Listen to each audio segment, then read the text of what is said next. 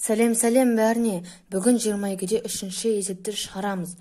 Бұл жерде бізде сызықтық функция берілген. Егерде y-тен 1-ге, немесе y-тен -1-ге, y-тен -3-тен 2-ге, немесе y-тен 5-ге болса, онда x-тің мәнін табыңдар депті. Сонда бізде бұл жерде біз теңдеу сияқты шығаруымыз керек. Ал бастайық. Ең бірінші y-тің орнына 1-ді қоямын.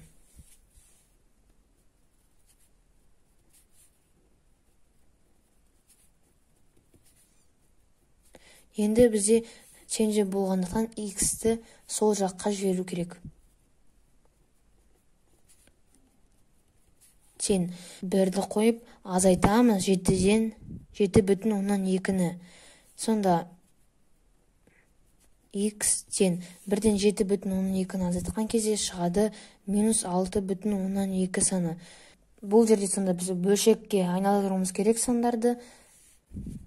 -6,2 санын біз 10-нан -62-ге айналдырамыз. Көбейтілген минус. Бұл жерде негізінде бөлу керек, бірақ та мен сразу көбейтуге айналдыра саламын. Сонда -24 үстінде 10 болады. Енді 10 мен 10 қысқарады. Мына жерде 2-ге қысқарту болады. 62 мен 24-ті. Сонда 12, мына жерде 31 шығады. X-тен, сонда мұнда минус сан болғаннан x плюс санға тең болады. Сонда 31, алымында 31, ал бөлімінде 12. Бұны аралас санға айналдыру керек. Сонда 2,12-ден 7 саны шығады. Екіншісінде бізде бұл жерде -1-ді қою керек. X-ті сол жаққа қарай жібереміз.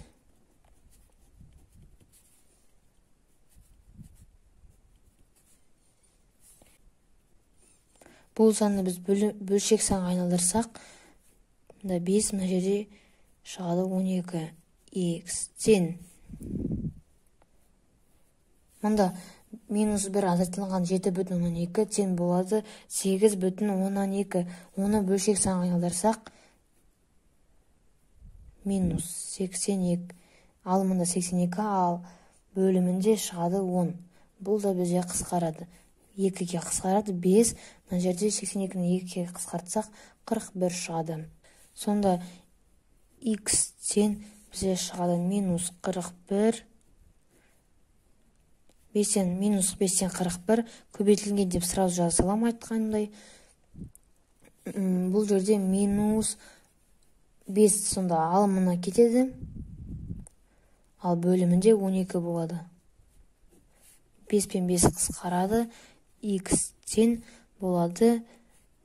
Мұнда минус пен минус болғандықтан бізде ол плюсқа айналып кетеді. Сонда 41 алымында, ал бөлімінде 12. Бұны аралас санға айналдырсақ, бізде шығады 3,12-ден 5 саны. Үшіншісінде бұл жерде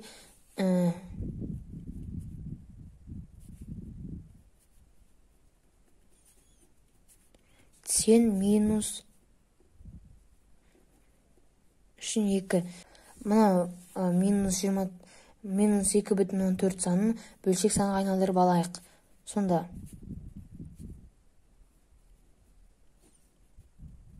10 саны шығады. Қасында x тең болады. Шығады -3-тен 2 азайтылған. Мына санызда бөлшек санға айналдыра салайық. Сонда 72 бөлімінде 10. Сонда шығады бізде. Мұнда қысқартамыз. Мұнда 5 болады, мұнда 12 болады. Мына жерде 10-ды 2-ге қысқартамыз. 5, 72-ні 2-ге қысқартқан кезде бізде шығады 36. -12-ден 5 x-тен -3-тен 2 азайтылған 5-тен 36. Енді мұнда бізде ортақ бөлім беру керек. Сонда 15 болу керек. Сонда 5-тен береміз, мына жерден 3-тен береміз. -12 минус 5-тен 12 x-тен ортақ бөлім берген кезде 15 астында болады айтқанымдай. Енді 2-ні 5-ке көбейткен кезде минус 2-ні 5-ке көбейткен кезде минус 10, минус 36-ны 3-ке көбейткен кезде минус 108 саны шығады. Сонда минус 5-тен 12 x-тен мұнда бізде шығады минус, мына жерде минус болса, бұл сандарды қосуымыз керек, бірақтың мәнінде минус сан шығу керек. Сонда 15-тен 118 саны шығады. X-тен бізде шығады минус 118. Көбейтілген сразу жазалайық. Минус 5. Мұнда бөлімінде 12 саны шығады. 15 пен 5 қысқарады. Және де мына жерде 12 2-ге қысқарады, 118 2-ге қысқарады.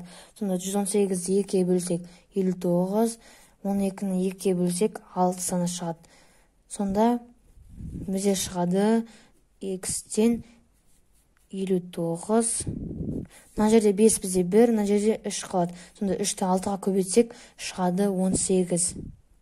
Бұнда бізде плюс саны шығады, себебі минус пен минус көбейтілген кезде плюс айналып кетеді. Сен болады бізде. Бұл санды біз аралас санға айналдырған кезде 3,18-ден 5 саны шығады.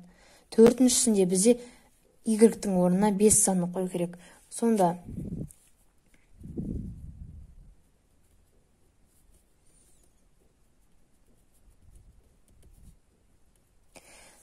бұл жерде минус 2,14 x-тен 5 азайтылған 7,2 саны. Сосын минус 2,14 x азайтылған шығады минус, мұнда 5-тен минус 70,2 саны азайтқан кезде шығады минус 2,2 саны. X-тен бұл жерде енді біз минус санды бөлшек санға айналдырып аламыз. Сонда минус 22 бөлімінде 10 саны шығады. Көбейтілген біз сразу көбейте аламыз. Бөліп отыру керек негізінде, бірақта мен оны көбейтуге айналдыра саламын бірден. Көбейтілген кері санға айналдырамыз. Сонда шығады 24. Сонда минус сан 24 үстінде 10. Сонда 10 мен 10 қысқарады. 22 мен 24 2 саны қысқарады. Сонда мұнда шығады 12, а мына жерде шығады 11. X-тен шығады. Мұнда бізде плюс сан шығады, минус пен минус плюс қайналып кетеді. Сонда 12, ал бөлімін алымында 11 саны шығады. Осылайынан шығарамыз біріншісін. Екіншісіне сызықтық функция бізде осы. Ал енді y-тің орнына бізде бір санын қою керек. Ал қояйық. Сонда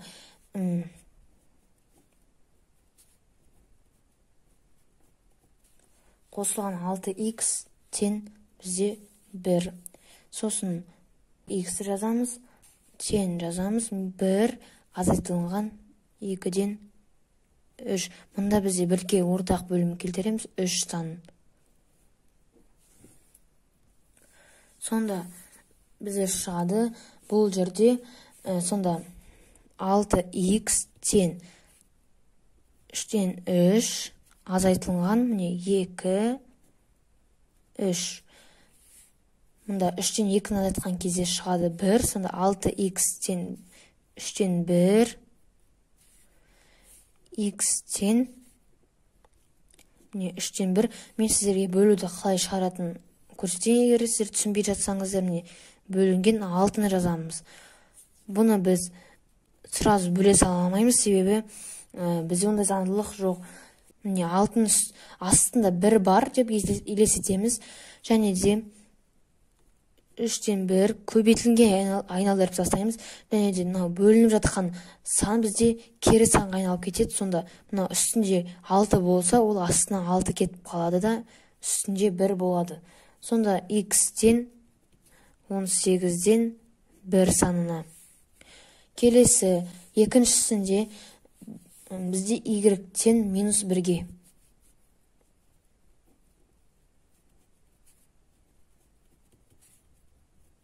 Сонда бұл жерде 6x теңдеудің шартына қоямыз. -1 азайтылған 3-тен 2. Дәл солайның ортақ бөлім береміз. 3 сан береміз. 6x-тен бізде мына жерде үстінде міне минус. Астында бізде 3 болса, үстінде сосын енді x-ті жазамыз. x-тен -3-тен 5 көбейтілгенде біз сразу жазып тастаймын бірден. Сонда астында 6 болып кетеді, үстінде 1 болады. x-тен шығады бізде 18-ден -18-ден 5 саны. Бұл аралас санға айналмайды, айтқанымдай. Енді үшіншісінде y-тің мәнінде -3-тен 2 саны шығады. Болуы қажет.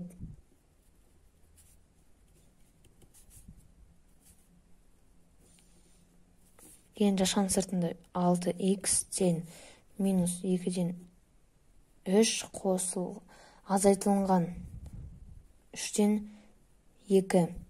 Сонда 6x-тен -3-тен 4 саны шығады. x-тен бізде шығады -3-тен 4 көбейтілген. Біз бұны бірден көбейтіп тастаймыз. Сонда бөлімінде 6, алымында 1 шығады. x-тен -18, ал алымында 4. Бұл жерде бізде аралас санға айналмайды. y-тің орнына 5 санын қоямыз. Енді бұл жерде 6x-тен 5 азайтылған 3, мұнда ортақ бөлім келтіреміз, 3 болады. Сонда мына жерде 5-ті 3-ке көбейткен кезде 15 шығады. 15-тен 2-ні азайтқан кезде шығады бізде 13 саны. x-тен көбейтілген 6, үстінде 1, x-тен шығады 18. 13. Осылайынан шығады екіншісі. Егер түсініспеушілік пайда болса, маған комментарияға жазып кетіңіздер. Үшіншісінде бізде бұл жерде y-тің орнын дәл солайынан қоямыз. Мынау бізде сызықтық функция. Ал бастайық. Үшіншісінде осылайынан жазамыз.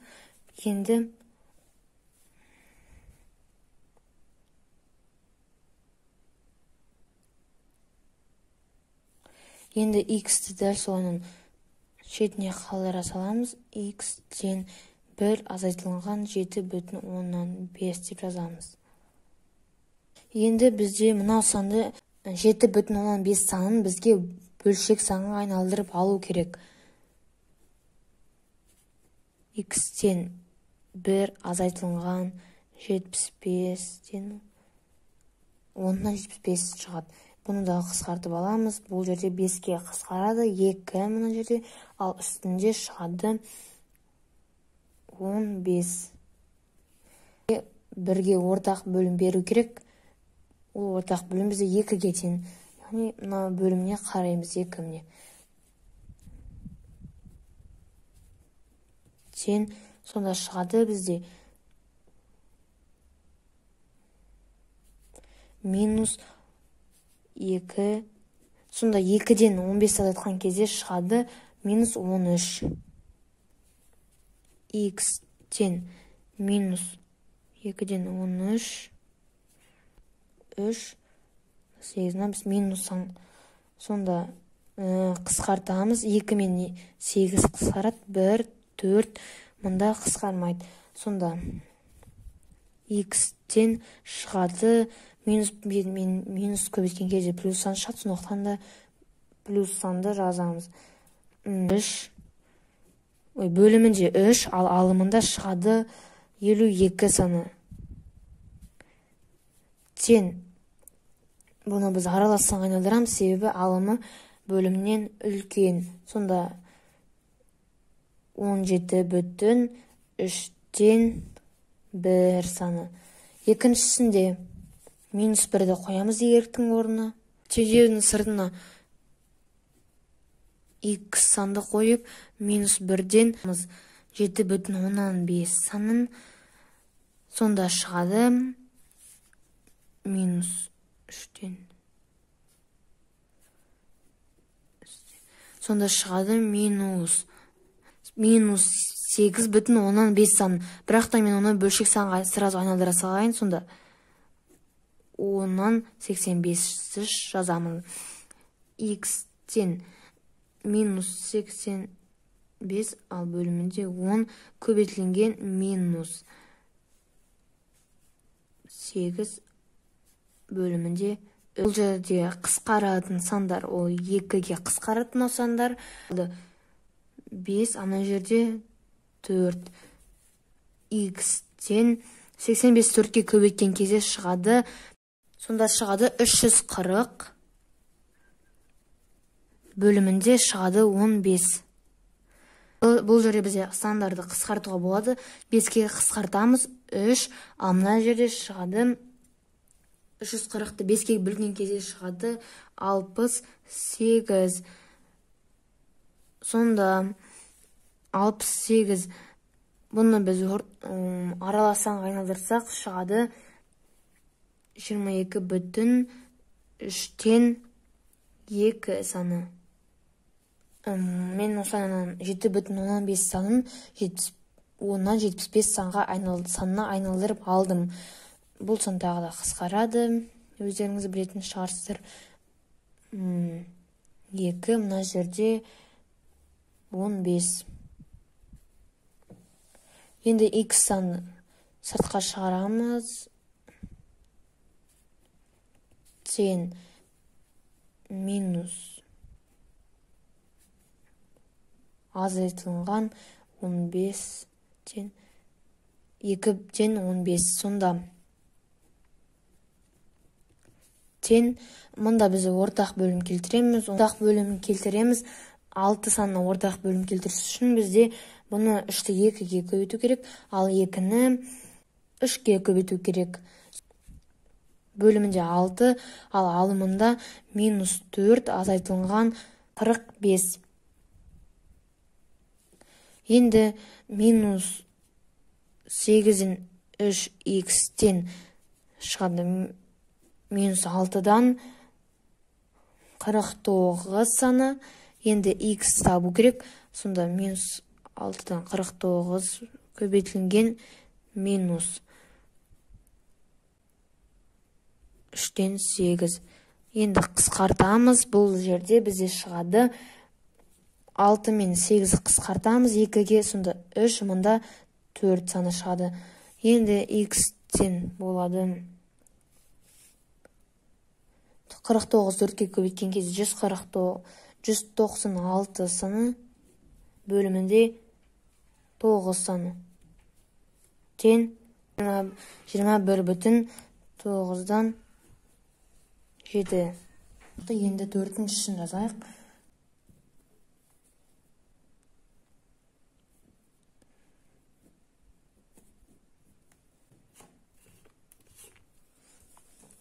Тен бізде 5 азайтылған 7,15 саны.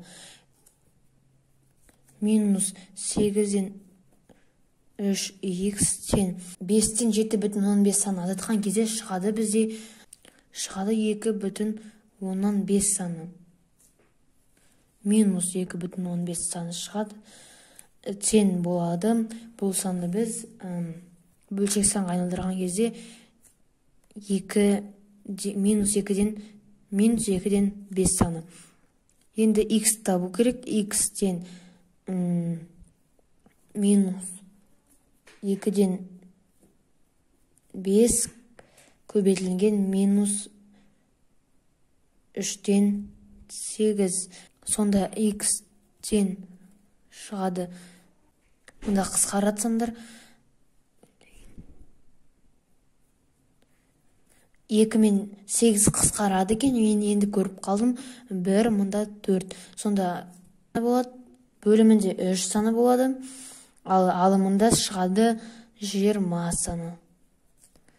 Бұны біз аралассаң айналдырамыз, сонда 6,3-тен 2 саны шығады.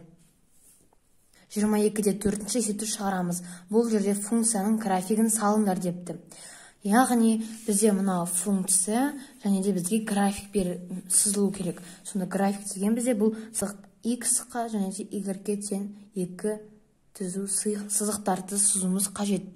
Сонда бұл жерде біз мысалға x-ның орнына 0 санын берсек, бізде y нешеге тең болады? 0 мысалға, x-ны 0-ды қоямыз, 4-ті қосамыз, және де бұл жерде 4 саны шығады. Бұл бізде y-ге тең. Енді y тең 0-ға болса, егерде 0-ға тең болса, онда x плюс 4 тең 0-ға, x тең 0-дан минус 4 азатқан кезде шығады минус 4. Бізде графикке біздің x 0-ға тең деп жазамыз, ал y 4-ге тең деп жазамыз. Ал мына жерде x минус 4-ге тең, ал y 0-ға тең деп жазамыз. Сонда графикті сызған кезде бізде осылайынан сызып аламыз. Енді мына жерден бізде x 0-ға тең деп тұр, және де y 4-ге тең депті. 1, 2, 3, 4, наған. Енді екіншісінде x минус 4-ге тең деп тұр, 1, 2, 3, 4, наған тең. Енді y-дан 0-ға тең деп тұр. Сонда 0 мынау ғой. Сонда осыны сыза саламыз, мінекей. Осыны шығады. Бұл бізде y-тен x плюс 4-кі. Енді екіншісін шығарайын. Бұл жерде бізде y-тен x азайтылған 2-ге. Бұл жерде бізде плюс 2 болады, сонда x-тен 2-ге. Сонда мына жерде бізде 0 болса, ана жерде минус 2 болады. Мына жерде 2-ге болса, мына жерде 0-ға тең. Енді графигін сызсақ, екіншісінде. Енді графигін сызсақ, мына жерде y болады, мына жерде x болады. Сонда мына жерде бізде x 0-ға тең, ал y минус 2-ге тең. Сонда 1, 2, мынада, ал x 2-ге тең, 1, 2, ал y 0-ға тең. Сонда мынау осылай сызық графигі болады.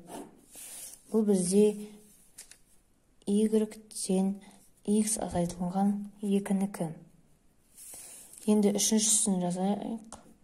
Бұл жерде үшіншісінде 22-де 4-шісінің үшіншісінде y тең 7 азайтылған x.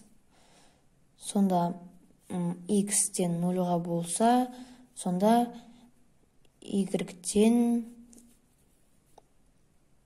7 азайтылған 0. Ол бізде тең болады 7-ге. Ал егерде y тең 0-ға болса, онда бізде 7 азайтылған x-тен шығар еді 0-ға, x-тен минус x. 0 азайтылған 7, x-тен минус 7 бөлінген минус 1. x-тен 7 болады. Яғни бұл жерде минус x бөлінген минус 1 болып кетеді. Бұл жерде бізде x 0-ға, ал y 7-ге тең болса, ал мына жерде y-тен x 7-ге болса, сонда 7, ал мына жерде y 0-ға тең. Енді графигін сызсам, бұл жерде мынау y кетен, мына жерде x кетен. Сонда мынау x 0-ға тең, y 7-ге тең. 1, 2, 3, 4, 5, 6, 7. X 7-ге тең. 1, 2, 3, 4, 5, 6, 7. Міне. Y 0-ға тең. Мынау 0-ге тең. Сонда график бізде осындай болып шығады. Бұл график бізде тең 7 минус x-қа тең.